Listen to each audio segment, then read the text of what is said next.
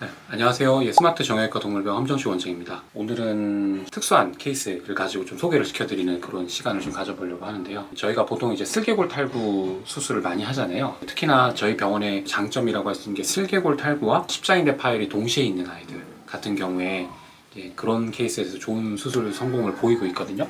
근데 이번에 좀 소개시켜드릴 환자는 슬개골 탈구가 한 4기 정도로 있는 아이고, 대퇴골의 내전이라고 해서 저번 영상에서도 설명드렸다시피 대퇴골의 내전이 굉장히 좀 심한 아이가 있어요. 그래서 그런 상황에서 슬개골 탈구가 4기 정도로 진행이 된 상황이었고, 거기에 이제 2차적으로 십자인대 파열이 온 거죠. 근데 이제 한쪽 다리가 아니라 양쪽 다리가 십자인대 파열이 온 상황이고, 허벅다리 뼈가 내전, 그러니까 안짱다리 이렇게 꺾여 있어서 콘다일이라고 하는 이 두 점을 그었을 때 이 축이 전체적인 축에 대해서 이렇게 기울어 있는 각도가 큰 아이거든요.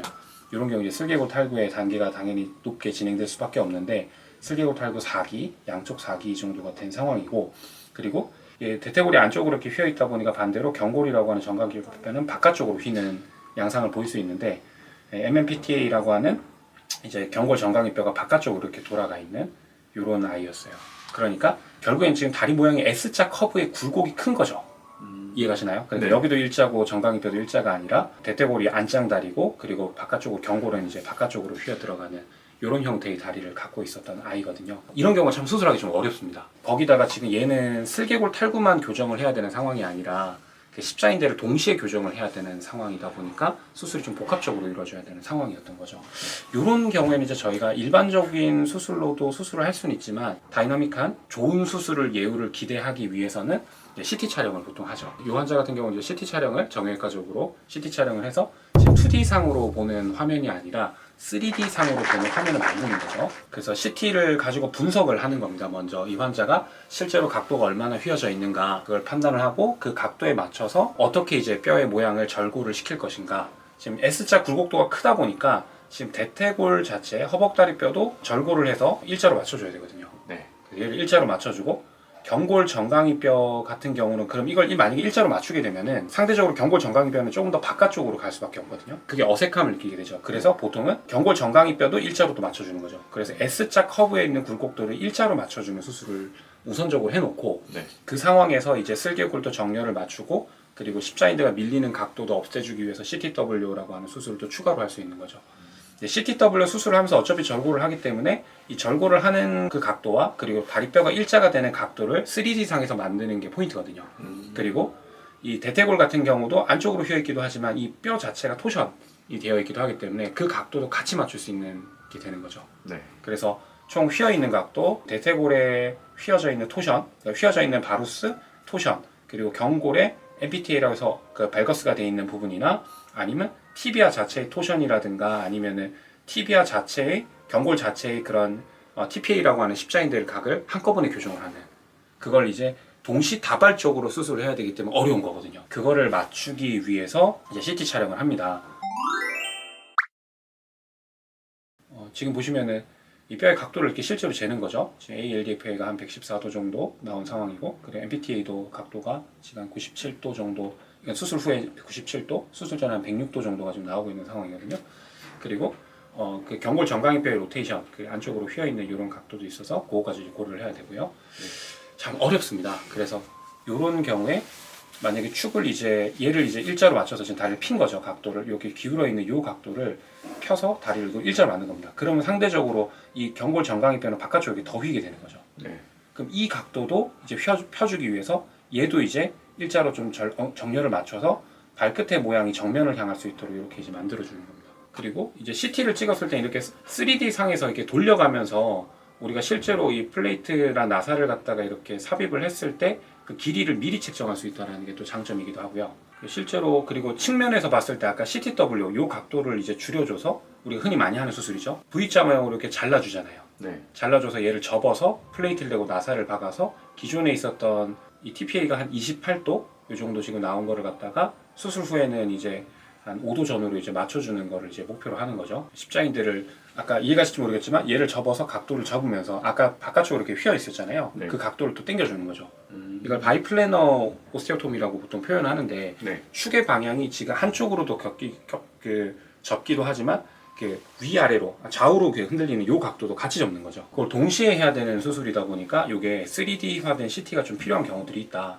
뼈의 모양의 변형이 심한 아이들, 특히나 이런 아까 설명드렸던 이 S자 굴곡이 큰 아이들일수록 그런 CT 촬영을 해서 수술을 하는 것들이 일부 필요할 수 있다라고 판단이 듭니다.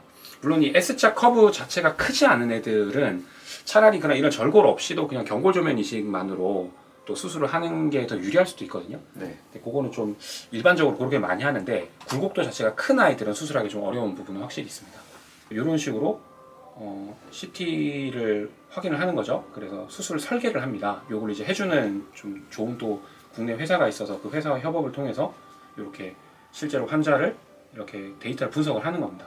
그래서 이제 어떻게 하냐면 수술할 때 이런 가이드를 보통 이제 만들어 줍니다. 이런 가이드죠. 그래서 실제로 우리가 이제 수술 중에 물론 그거를 확인하면서 할 수도 있지만 지금 이 각도 아까 CTW랑 각도도 이게 지금 적용이 된 거고 이걸 지금 측면에서 보시게 되면 아까 그 벨거스라고 하는 경골 정강이 뼈가 좀 돌아가 있는 것들도 잡아줄 수 있는 그런 수술이거든요.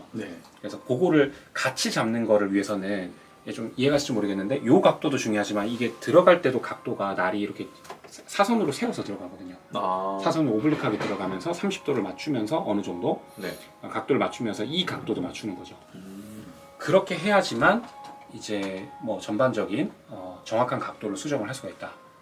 그리고 이게 가고정을 하는 이런 각도를 소울을 이렇게 삽입을 하게 되고 수술 후에는 이제 가고정핀이라 그래서 일시적으로 이제 잡아줄 수 있는 고정 장치가 있거든요. 고정 장치를 잡은 상태에서 플레이팅을 할 수가 있으니까 좀 더 정확한 수술이 가능한 거죠.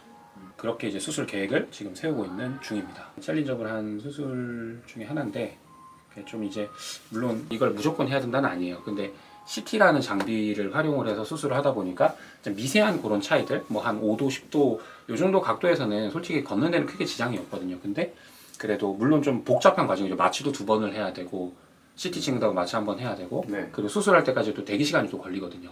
왜냐하면 이런 가이드를 제작을 하고 이런 3D CT를 만들어서 분석을 하고 하는 과정들이 또 필요하기 때문에 번거롭긴 합니다.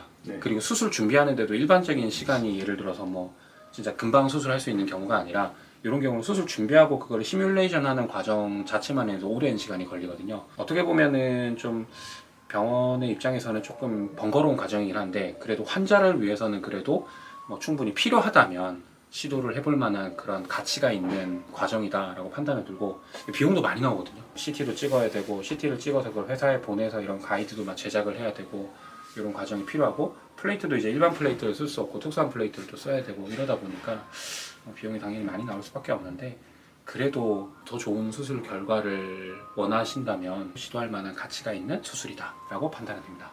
이런 랜드마크 같은 것들이 이제 정확한 길이와 정확한 나사의 길이, 정확한 각도, 얼마만큼 이거를 잘랐을 때 얼마만큼 돌아오겠다 이런 것들이 이제 미리 시뮬레이션을 할 수 있다는 게 CT의 장점인 것 같습니다. 엑스레이로는 한계가 있거든요. 여기 이제 수술할 때 실제로 사용되는 그런 가이드들이거든요. 이 환자에 맞게끔 이런 뼈 모델 자체를 만드는 거죠. 지금 보시면은 이 가이드를 통해서 이렇게 뼈 모델에다가 실제로 이렇게 잡아볼 수 있는 거죠.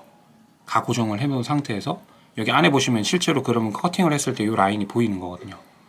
이 라인을 통해서 이걸 잘라내서 각을 접은 상태에서 정확한 각도를 이렇게 할 수 있는 거죠. 여기가 이제 30도로 접고 벨거스도 잡을 수 있는 이런 각도를 잡아주는 거거든요.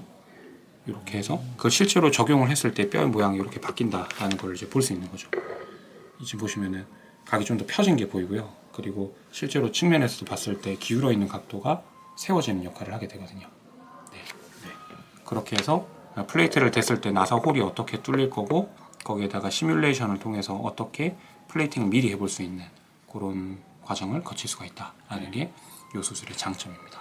시뮬레이션 해볼 수 있거든요. 이걸 잘라볼 수 있고 잘라서 실제로 플레이팅을 대볼 수 있고 그렇게 그 수술 준비를 미리 연습을 해볼 수 있다라는 게 결국엔 좀 장점이고 이런 과정을 거쳐서 수술하면 아무래도 수술 오류나 이런 것들이 많이 줄어들 수밖에 없죠. 2~3배 이상의 노력이 들어가는 수술이지만 저희가 앞으로는 계속 이런 방향으로 나가게 될 것 같습니다.